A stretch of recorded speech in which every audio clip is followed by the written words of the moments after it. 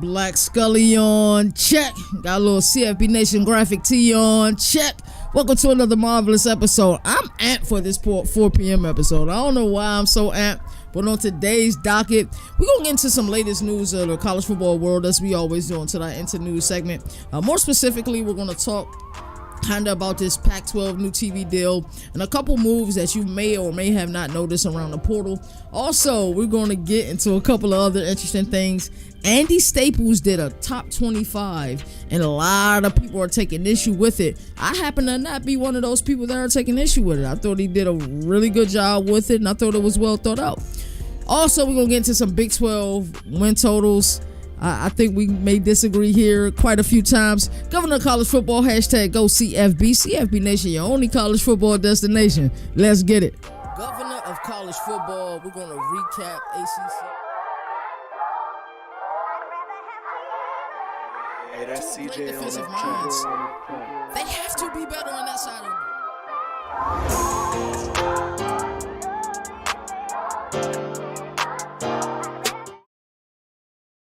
Alrighty, it's Wednesday. It's a 4 p.m. stream. I am happy to be here. Normally, you know, we do those 9 a.m. streams. Like I said, I'm happy to be here 4 p.m.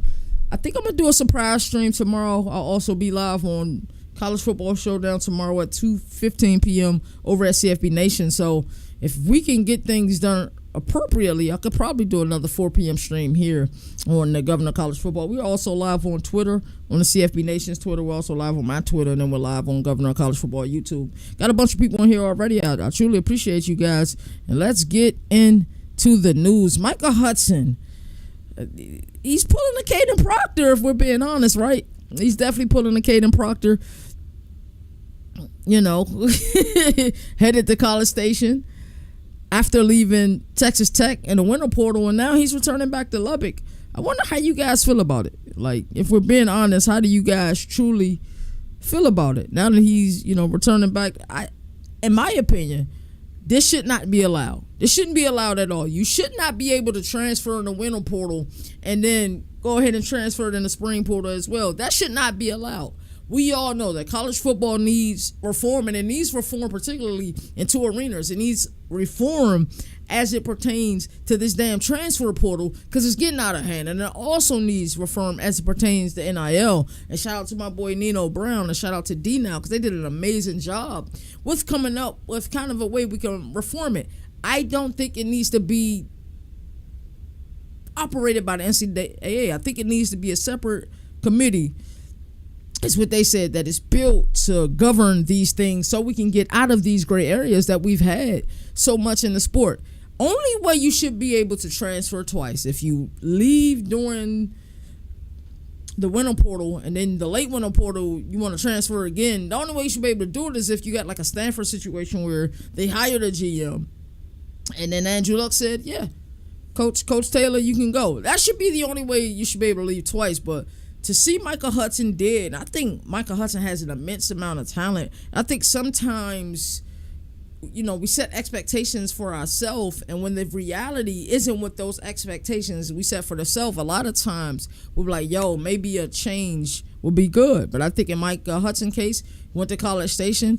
Casey Concepcion is going to get a lot of receptions this year. He's going to get a lot of that production out of that offense, and he probably was like, you know what, Lubbock wasn't so bad. So I think a lot of times when you're entering a portal, make sure you're entering a portal for the right reasons. Whatever those right reasons are. If you're entering a portal because you want a better chance to make it to the NFL, well, find a team that suits you before making that decision. Also, don't make that decision in an emotional place. If your expectations were met, the team expectations were met, but there's potential and there's opportunity, don't just leave because you're in an emotional state. Well, y'all should probably enter the portal.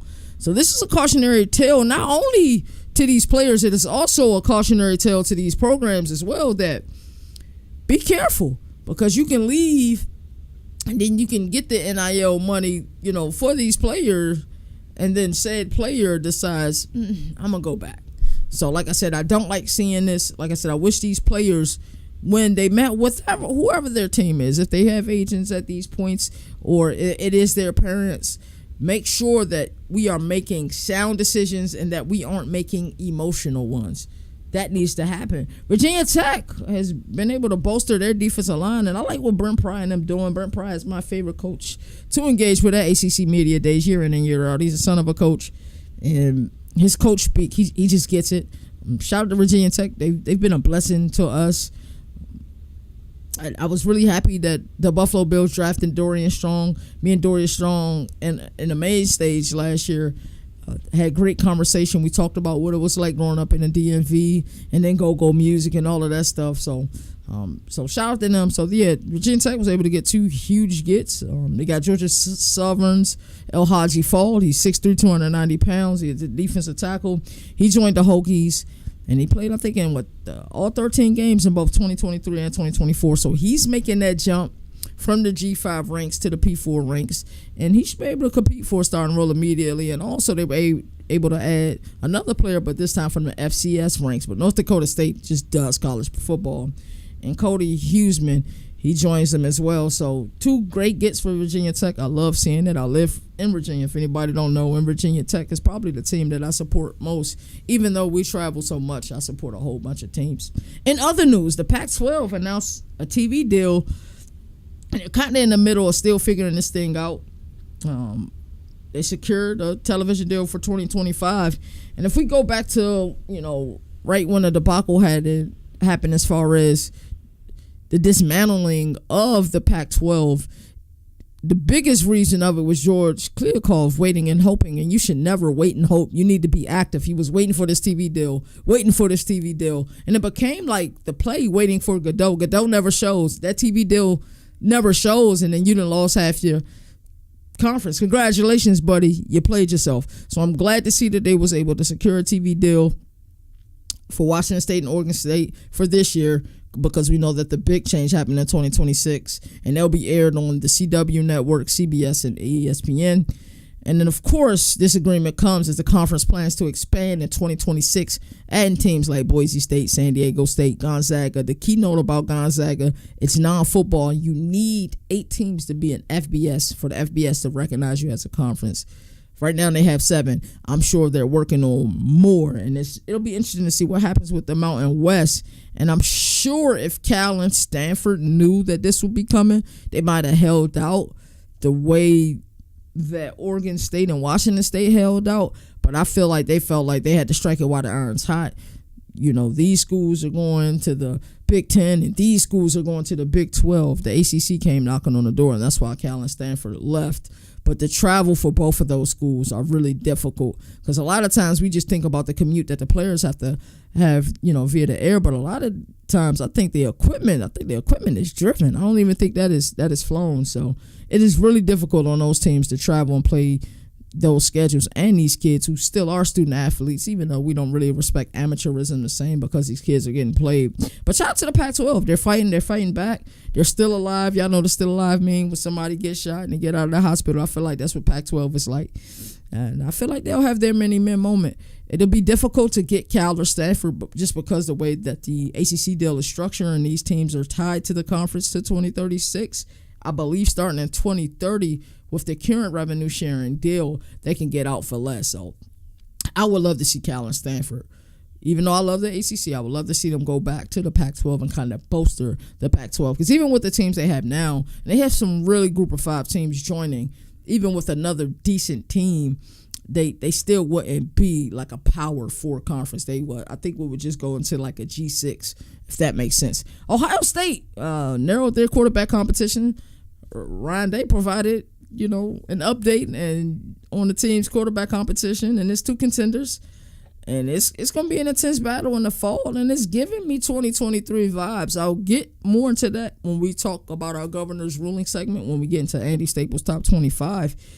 Coming into the season, I thought it was Julian Saint's job, and I thought it was Julian Saint's job by a mile. If he showed up, if he produced, if he was able to gather the troops and really perform this spring, I didn't see this coming. But Lincoln Kyles, if you watch the spring game, he delivered. They have a legitimate quarterback battle on their hands. Lincoln played very well in the spring game. Him and Mylan Graham are developing this rapport. I think Marlon Graham scored on like a 50 or 60-yard touchdown pass. So things are getting interested in Columbus. And like I said, I'm starting to get those 2023 vibes. I don't want to spill just yet on why I'm getting 2023 vibes, but I'm definitely getting 2023 vibes with this team. Because if you remember back in 2023, there was another quarterback battle that bled from spring camp to fall camp. And if we're being honest, because the coaches were divided, it bled into right before that first game of the regular season, right before kickoff. And then the last news in the news segment, Miami secures a commitment from former Cincinnati wide receiver. I believe Miami might have found that guy that they want to play that slide Xavier Restrepo role. They were able to get Tony Johnson, transfer from Cincinnati, add him to the roster. He had 48 catches, 449 yards, and 6 touchdowns last year. Win-win. Carson Beck gets another wide receiver. And like I said, I've put not quite a few teams, but there's a couple teams this year that I feel like that I really, really put on watch this year. Miami is one of them with Mario Cristobal and Cam Ward really doing amazing last year. But when we think about it from the grand scheme of things, they were a game out of the ACC championship, and I think an ACC championship berth, because we see SMU lose and he was still able to go into the playoff. They possibly would have still made a playoff appearance even with the loss, and then we would have probably, even though SMU and Clemson was a classic ACC championship game, I was there on the field. I was effing freezing, I tell you that. But it was a great game to watch, especially to be able to watch it from the field. But Miami and Clemson might have gave us a fireworks last year, so they are on the clock as well. And then James Franklin, he's on the clock. We'll talk about Penn State a little bit more later, but we're starting to run out of excuses. Got the best coordinator duo in the nation in Andy Kotelnicki as your offensive coordinator and Jim Knowles as your defensive coordinator. So like I said, there's quite a few teams that are running out of excuses. So before we get into our governor's ruling, we're going to pay some bills. Shout out to BetUS, today's sponsor. Make sure you guys check them out. You get 125% match bonus on your first deposit using the code CFBNation. We'll be right back. Look at you out here using all these other sports books and you ain't even using the best one. BetUS, get 125% match bonus when you use the promo code CFBNation. Yeah, you heard me correctly, 125% match bonus on your first deposit using that code CFBNation. We know that college football is in the offseason, even though we don't celebrate that. CFBNation, we do college football 24/7, but there are plenty of things for you guys to bet on. Who will have the most wins, OKC Thunder or Cleveland Cavaliers? Can Luka and LeBron make it all mesh to make it to the play-in tournament? Maybe you're a college basketball guy ready to risk it all for Florida to make it to the big dance. Basketball isn't for you? Maybe you're a football guy. Well, BetUS got you covered with this year's UEFA Championship. Can Liverpool or Barcelona win it all? Will Erling Haaland or Harry Kane lead their teams to victory? May is going to get popping when the Kentucky Derby hits town. BetUS has you covered in that way too, with all major horse racing events. Point is, type in that promo code CFBNation and go get that money. Shout out to BetUS, our proud sponsors. Like I said, you get 125% match bonus on your first deposit using that code CFBNation. So, today's governor ruling, I love this segment. I absolutely love this segment. I feel like yesterday we were more calm. Monday was crazy. I got a lot of text messages after the Shador segment. Some people agreeing with me for the most part. Some people disagreeing. But the people that disagreed had sound opinions, and I can always appreciate a sound opinion. So let's get into this Andy Staples. It was Andy and Ari. Check out their show on 3. It's still way too early top 25. A lot of y'all are not going to like this.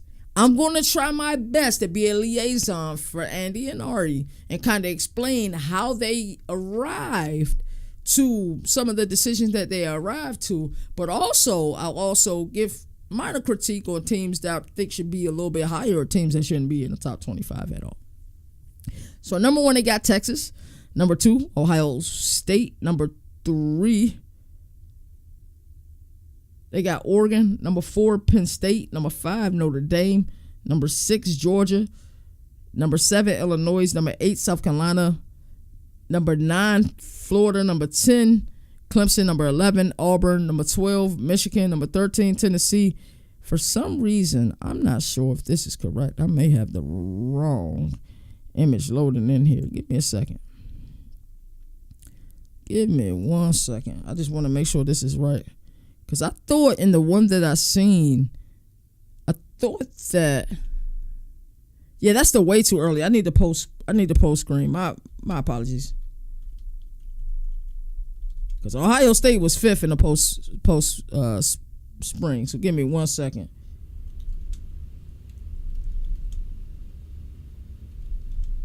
Yeah, this is the way too early, and I think a lot of people wouldn't have had a issue with this one.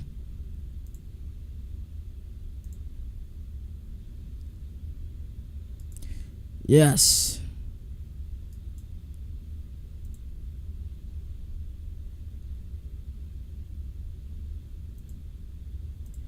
Alrighty, I'll update this in a second for you guys.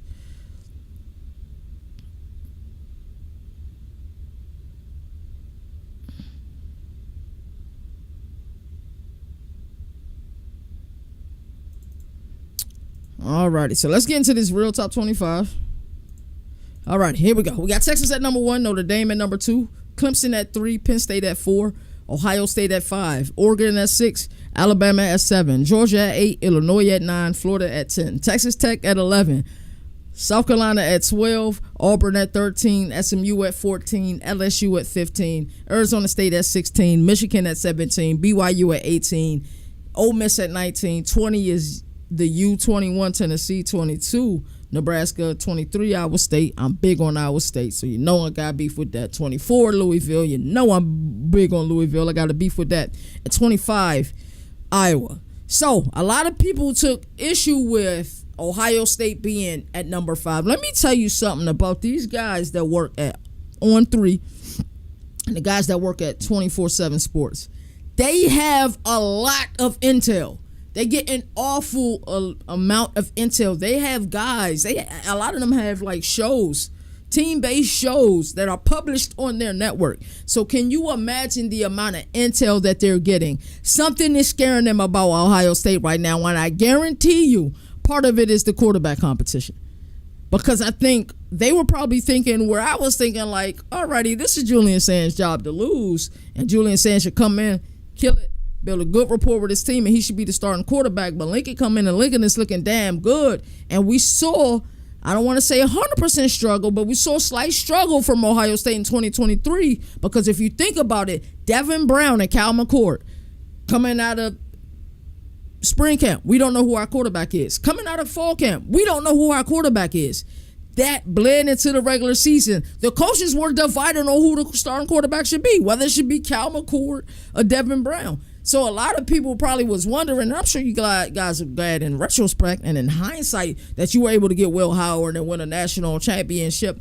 But I loved Cal McCord. I thought Cal McCord played great this past season at Syracuse. One of my best takes this past season is that Cal McCord will be a top 5 passer in the country. He led the country in yardage this past year. So I think people are getting scared of like, uh-oh, this is giving us 2023 vibes. Who's going to be the starting quarterback? Last year was different. We all knew it was Will Howard's job. So I believe this is why Andy Staples is like, hold on now. Hold on, goddammit. I think that's why it's paused for cause. Coming into the season, my way too early national championship pick was Texas.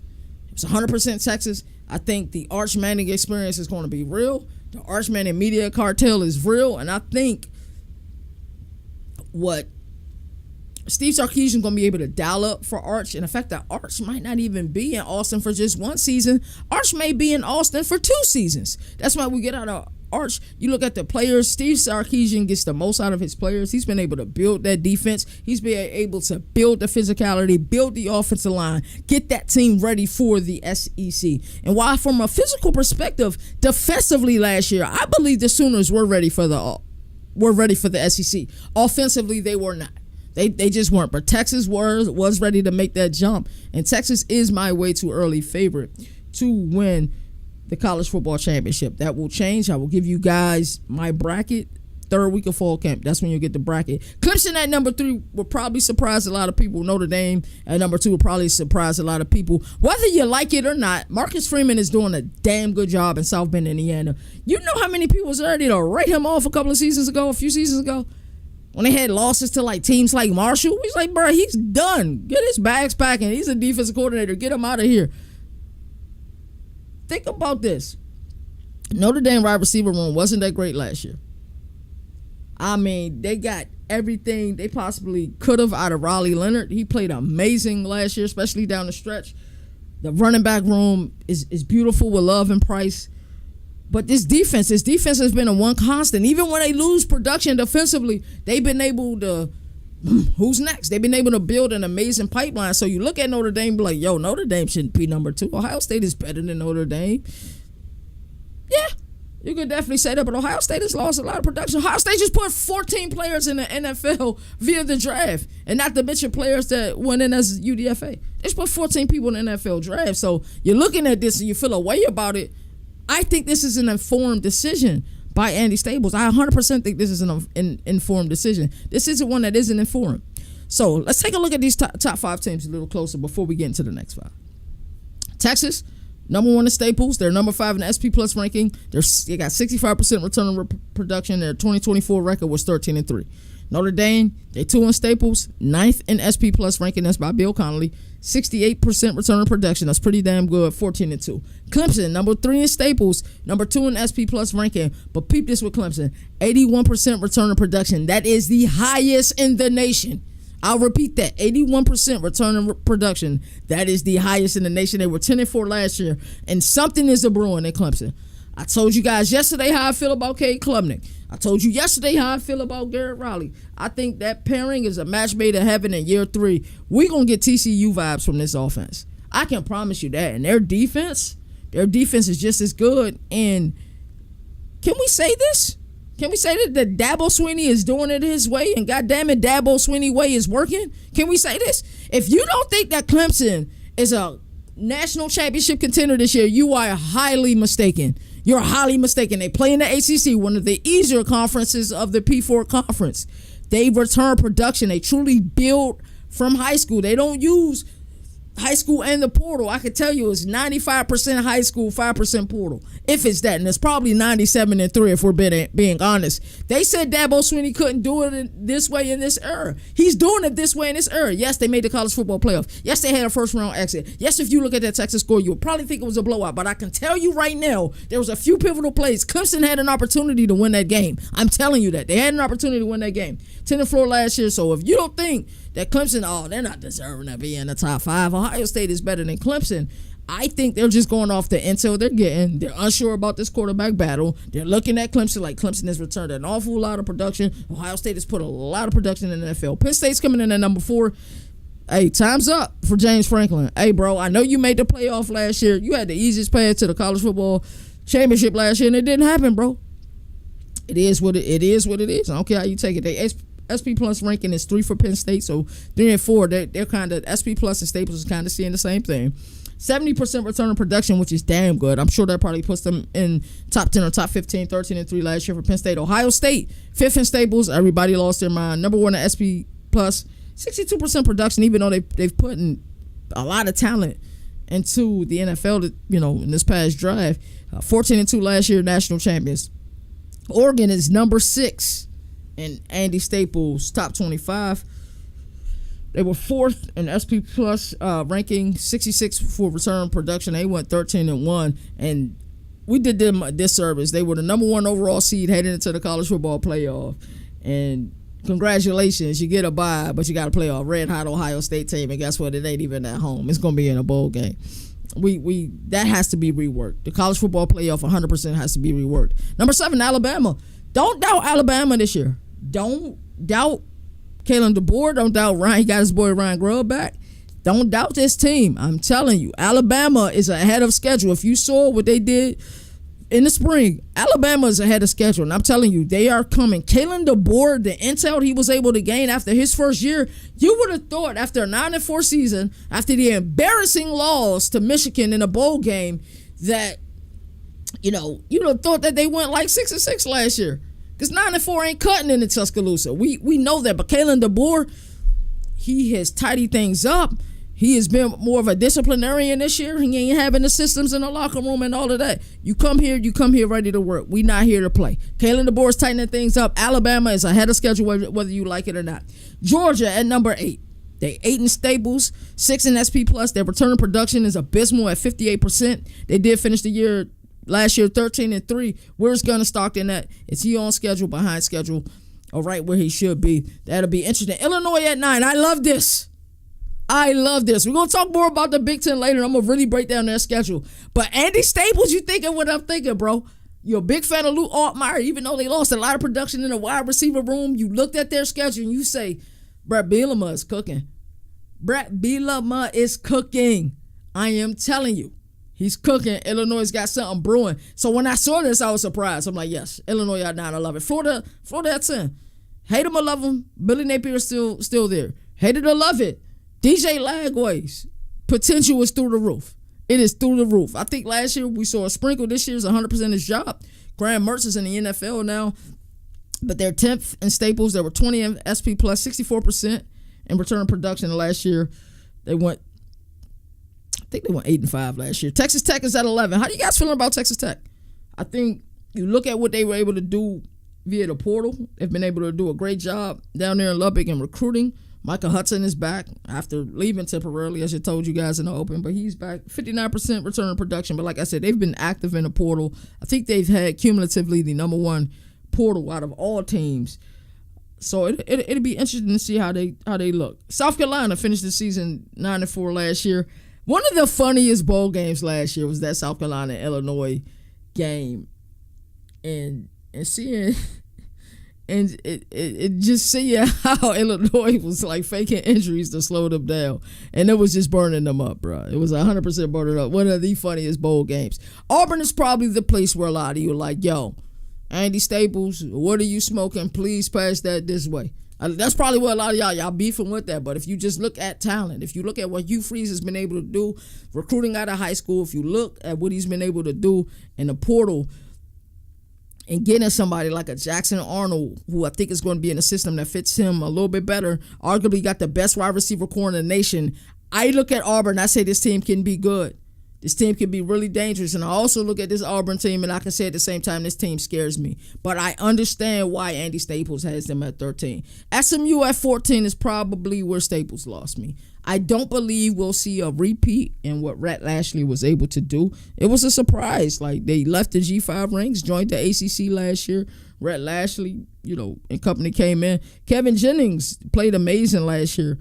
I just think that Penn State game, hopefully Rhett Lashley and SMU make a lot of adjustments, but that Penn State tape is out. And I think a lot of people are going to look at that and say, all right now, I think we got a read on this guy. So, what Rhett Lashley love to do is the RPO. So it'll be interesting, but they're returning 72% of their production. They went 11-3 last year. My two teams, I think the ACC is a two-team race. I think it's Louisville. I think it's Clemson. Those are the two teams I have the highest stock in. So if there's a place, I can see why they're that high just based on what SMU was able to do last season. But me looking at this, I'm not as high on SMU, and I think they deserve to go down a few. LSU at 15. Where are a lot of you guys at with LSU? I know some of you probably feel like, how do y'all feel about Brian Kelly? I'm not all the way there with Brian Kelly. Brian Kelly, one thing he's going to be able to do is recruit. He's going to have talent. He's going to definitely have an elite quarterback, and he has that in Garrett Nussmeier. But where are you guys at with LSU, truthfully? 15th in Andy Staples. They're 10th in SP+. 63% return on production. They went 8-4 last year. Arizona State up next at 16. They were 28th in SP Plus rankings, 79% return production. That is damn good. That's probably top 5 in the nation, probably top 3. 11-3 last year for them. Can they repeat that in the Big 12? And that's the question I propose to you. If you monitor the Big 12 and you follow the Big 12 and you love Big 12 football the way I do, you're going to know a couple things. The last 7 years, they've had the closest margins of victory because you get exciting games in the Big 12. They come down to the wire, and guess what? You better be able to put up points. What you don't see in the Big 12 is a lot of, there's always a surprise team. So can Arizona State come in and dominate the way that they dominated last year? They kind of caught people by surprise. I don't think this year, a lot of people probably have them favored. I have Iowa State favored. I believe in Matt Campbell. I believe in Rocco Beck.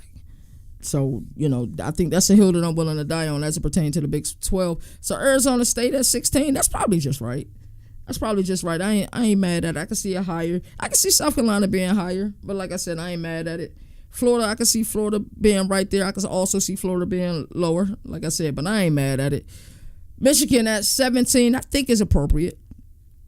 They are 13th in the SP Plus ranking. They still going to be able to recruit 69% and return to production. They went 9-4 last year. Say what you want to say about Michigan. There was a lot of ugly football last year. We see Texas came to Ann Arbor and put hands and feet on them people last year. But they did get a win, which was Ohio State's last loss against Ohio State.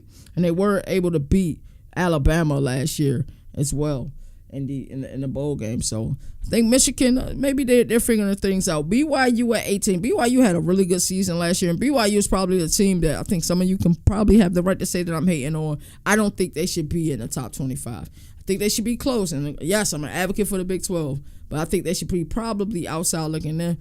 They are 18th, and Andy Staples, 40th overall, 60% return on production, and they won 11-2 last year. Ole Miss at 19. I don't know how I feel about Ole Miss this year. You know, they lost Jackson Dart. Walter Nolan's in the NFL. Princely Human Nealon is in the NFL. I don't know how I feel about this team. This is also my preseason pick to win it all last year because I just thought they had an immense amount of talent. So I'm not sure where I'm at with them. 19 is probably appropriate. I'm not mad at it. I don't see why you guys had such a big issue with this. This isn't bad. He did the work. He did the research. Coming in at number 20 is Miami. How you guys feeling about Miami this year? Can Carson Beck deliver? Cam Ward magic? Mario Cristobal, he's done the job as far as recruiting and putting the players there and making Coral Gables relevant again. But we want to see the U return to the U. So Mario Cristobal, you know what time it is, man. Time is ticking. I would like to see what you guys can do. 20th in this one, 14th in SP Plus ranking, 65% return production. They went 10-3 last year. Tennessee at 21. How y'all feeling about Tennessee at 21? Of course, we know Nico was no longer there. He's in Southern California at UCLA. Be interesting to see where Tennessee is this year. They were able to get Joey Aguilar. Those two teams essentially made a trade. 66% return on production. Tennessee is also another team that has lost some players to the NFL, and they went 10-3 last year. Is Tennessee too low? I bet you some fans will probably feel Tennessee is too low. I can make the case that Tennessee, I will rate them higher than probably BYU. There's an argument that they can be, I mean, not an argument. I would certainly rate them higher than SMU. But I think 21 is appropriate because we got to see where this team is and if the team is bought in. Because it was a fiasco. Like how they were just kind of like trying to find a quarterback, and they were willing to give a quarterback kind of anything that they wanted. Quarterbacks that didn't plan on entering the portal, like they were trying to force them to enter the portal. So it was interesting to see them scramble. Nebraska, I don't know where I'm at on Nebraska. Matt Rule, typically years 2, 3, and 4 is where he cooks. So I'm interested to see where he's at. I think Matt Rule is heading into, year 3? 22 in this poll, 24 in the SP Plus, 68%. And the SP Plus was done before the spring. Normally Bill Connolly will do another one post-spring, and then he'll do one more like smack dab in the middle of fall camp and right before the season starts. And then during the season, he updates it weekly. So shout out to them. So how y'all feeling about Nebraska at 22? Iowa State at 23. I would argue Iowa State should be higher, but I'm just high on them. 32nd in SP Plus ranking, 63% return on production, kind of low, and then 11-3 last season. Louisville, 24th in this one, 36 in SP Plus ranking, 64%. And if we look at what Louisville has been able to do with Jeff Brom as a head coach, Brian Brom as an offense coordinator, what they've been able to do, it's been miraculous, man. To be honest with you, it's been stupendous. Jack Plummer got him via the portal from Cal. Best season of his collegiate career. Tyler Shuck got him from Texas Tech. He goes to Louisville. Best season of his career, and he was also the third quarterback taken in the NFL draft. And then now he got Miller Moss. I think Miller Moss has an immense amount of talent. 5 one-score losses last year.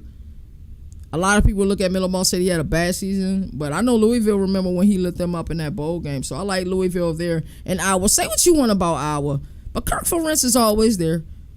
Iowa, I remember EA Sports College Football 25 did the tiers of the teams, and it was based on win percentage.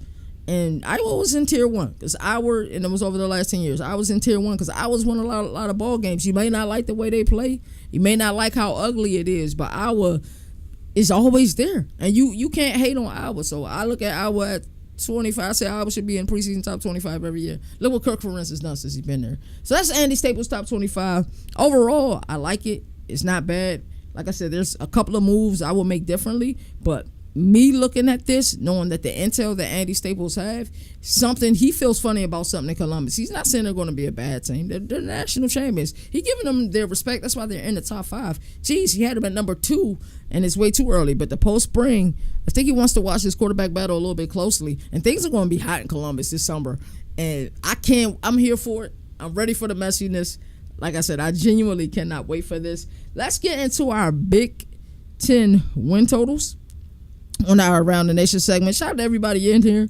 Got quite a few people in here. Like I said, I'm streaming on to 3 different platforms right now, but technically 2, because 2 are more on Twitter, but on 2 different pages. So shout out to everybody that's in here and watching right now.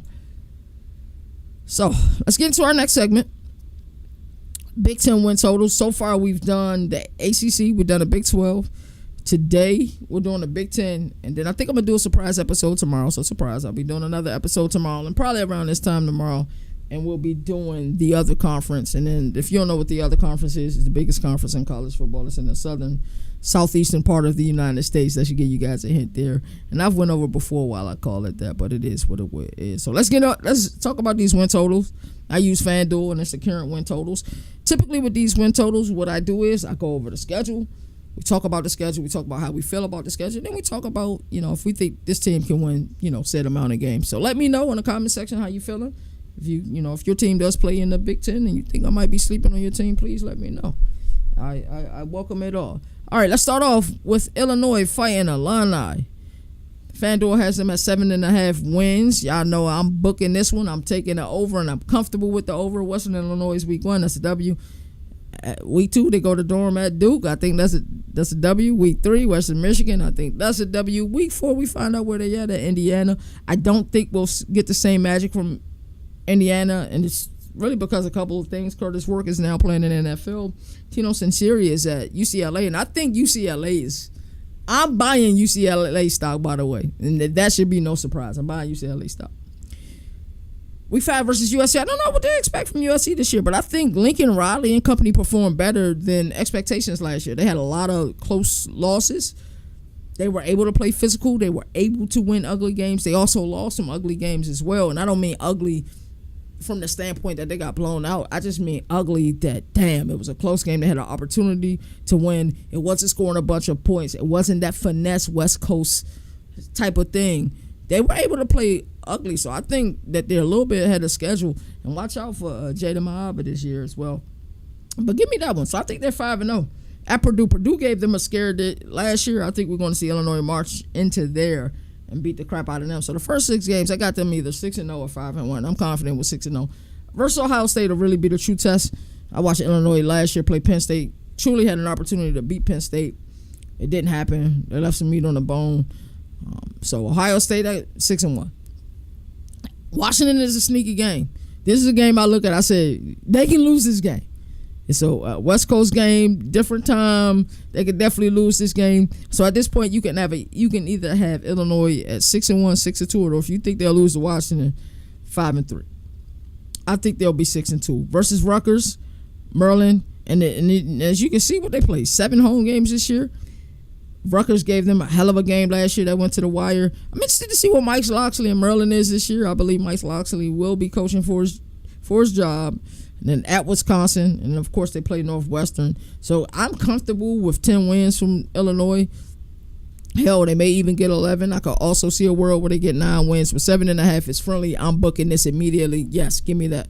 Illinois over 7.5 wins. Indiana Hoosiers 8.5 wins. They may get to 7, may get to 8. I don't see 9. Old Dominion, Kennesaw State, and Indiana State. They'll be 3-0. Illinois at Iowa, I got them losing. At Oregon, I got them losing. Versus Michigan State, Aiden Childs, I think it's going to put the world on notice this year, but they can win that one. Versus UCLA is where do you have UCLA at? I think UCLA going to surprise some teams this year. At Penn State, Wisconsin, and Purdue, they can win 9 games for sure. I'm not confident to say it. I think they'll win 7 or 8. So give me the under for Indiana or push. Iowa Hawkeyes 7.5 wins. What did I just tell y'all about Iowa? always been a tier 1 team, and not just when Sports College Football 25 did the tiers, it was nationwide. They were a tier 1 team because of the amount of wins. Like they win. So y'all think I'm gonna bet against them versus Albany? Then we got the Cy-Hawk game week 2 versus Iowa State. Then UMass.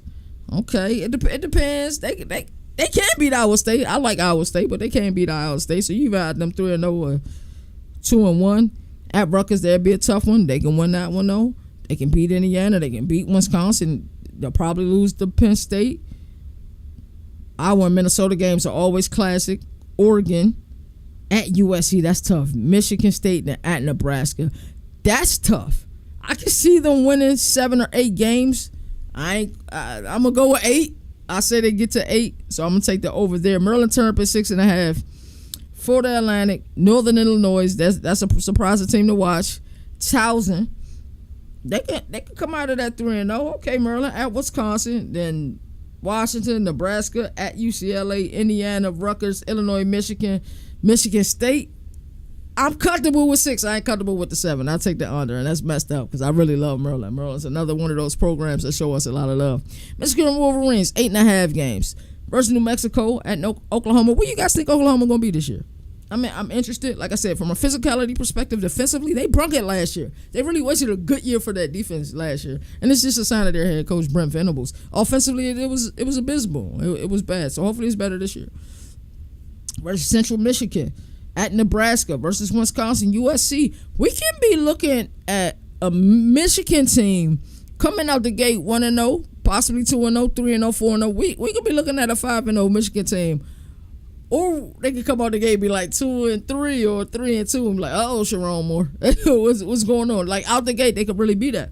If they march it to Norman, Oklahoma, week 6 and get a win, look out, because they can win. They can win some games this year. So then they have versus Central Michigan. So what's that? 3-0, depending on what you have. Maybe 2-1. At Nebraska, that'll be a tough game. That'll be tough. It'll be a physical game. 3-1, maybe 4-0 versus Wisconsin. Luke Fickell did get a contract extension, but I'm very nervous for Luke Fickell. I ain't gonna lie to you. Very nervous for Luke Fickell. Then at USC, I think USC is gonna be better than a lot of people think. Versus Washington, at Michigan State, who win both of those. They can win Purdue, Northwestern. So that's 1, 2, 3, 4, 5, 6. I'm comfortable with. I'm comfortable with 6 already. 7 with Maryland. But they got to win 9. I'm comfortable with 8. Am I comfortable with 9? I'm going to go out on a limb and say Michigan wins 9 games this year. I'll go out on a limb. I'll take the over on that. That's brave. Michigan State Spartans. All right, let's look at it. Western Michigan, then Boston College, Youngstown State. So coming out of that could be 2-1 or 3-0. At USC, 3-2. At Nebraska, 3-3. Versus UCLA. It's home. It's a East Coast trip for UCLA, but I'm buying stock on UCLA. 3-4 at Indiana. 3-5. Michigan. 3. Yeah, I'm taking the under, bro. Sorry, Michigan State ain't personal. I'm taking the under. Minnesota, 5 wins. They can't win 5. Buffalo, Northwestern State, Cal, Rutgers, Ohio State, Nebraska, Iowa, Michigan State, Oregon, Northwestern, Wisconsin. Man, I'm taking the over, and this is a booking. I'm taking the over for Minnesota. Nebraska, 7.5. I'm taking the under, They got Cincinnati, Akron, Houston Christian, Michigan State, hold on now. At Maryland, hold on now. At Minnesota, Northwestern, UCLA. I'm sorry, USC, UCLA, Penn State, and Iowa. Hold on now. Nebraska could win 8 of them things. 1, 2, 3. Hold on. Nope. 4 maybe. 5 maybe. 6 maybe. 7, yes. Nebraska can win 8 games, bro. That's a push. I'm not touching that. What y'all think? Let me know in the comment section. Northwestern, 3.5 wins. At Tulane. Western Illinois, 1. Oregon, UCLA, ULM, 2. Penn State, Purdue, 3. Nebraska, USC, Michigan, Minnesota, Illinois. It could get 4. They could get 4. They got to get 4. They could get 4. I'm gonna take the under though. Ohio State 10.5 wins. Texas, Grambling State, Ohio at Washington, Minnesota at Illinois, Wisconsin, Penn State, Purdue, UCLA, Rutgers, Michigan. Okay.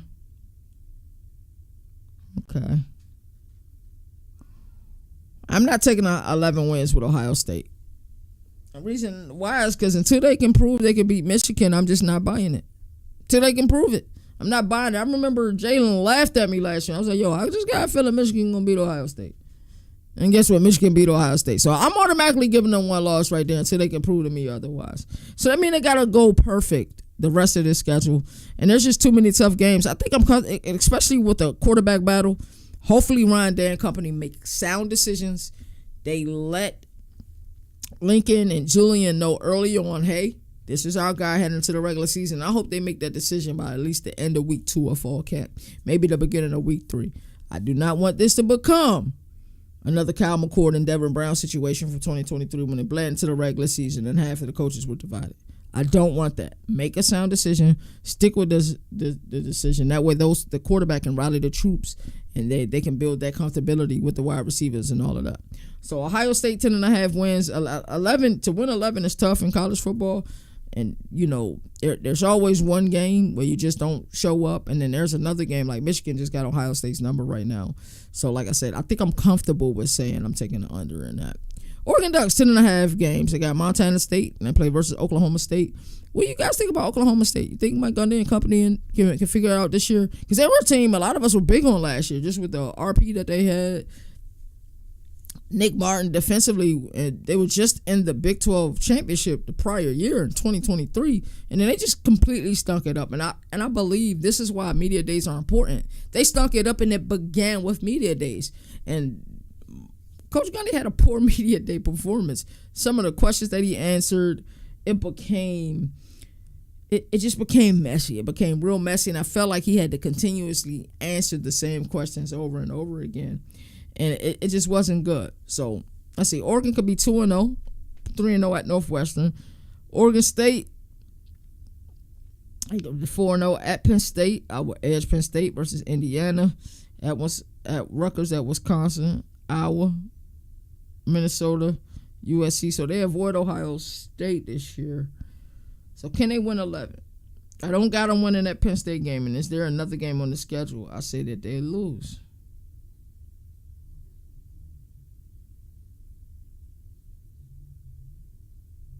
I'll take the under, even though their schedule is kind of friendly. I think I'm comfortable in taking the under. I got them losing the Penn State game, and then somewhere one of these games they'll end up losing that they shouldn't lose. Penn State Nittany Lions 10.5 wins. They got Nevada, FIU, Villanova 3-0 versus Oregon. Where's this team at, James Franklin? We gonna find out. Versus Oregon, I think they could be 4-0. At UCLA, I think that'd be a tough game, but possibly 5-0. Northwestern 6-0. At Iowa, that's going to be a tough game. Do not sleep on that at Iowa game. That crowd in Iowa City is going to be ready. That's a game that bothers me, especially with you know who right after that game, which is at Ohio State. And for some reason, they just can't beat Ohio State. So if I'm looking at this, I say they play Oregon. Then they got that rough stretch with at Iowa, at Ohio State, then home versus Indiana. You look at this and say, can they win 11 games? They can. They should, in my opinion, because I think right now they are ahead of schedule. It's got a huge get in the portal on Trevor Pena. Coordinators, you guys know how I feel about Andy Kolonicki, their offensive coordinator, and also their defensive coordinator, Jim Knowles. Because I'm buying stock in Penn State, even though I'm putting James Franklin on notice, I'm going to say they get 11 wins, but if they don't, I wouldn't be surprised. And I'd be mad at myself at the end of the year. I ain't going to lie. I ain't going to lie to you. I'd be mad at myself. But yeah, I would take the over on that. And then Purdue Boilermakers, Ball State, 1-0. Southern Illinois, 2-0. Then USC, Notre Dame, Illinois, Minnesota, Northwestern. I don't see 4 games. I'm taking the under on Purdue. Rutgers, 5.5 wins. They got Ohio. Then Miami of Ohio has sneaky been a really good team in the MAC for several years. They played Norfolk State. I'll be interested to see that game. And that's a home game. I actually wish it was in Norfolk because I'd have probably went to it. Then play versus Iowa. Give me a loss for them there. So they can start off either 3-0 or 2-1. Then at Minnesota, at Washington versus Oregon, at Purdue. Let's see. 1, 2, 3, 4, 5. I'm comfortable with 5. I ain't comfortable with 6.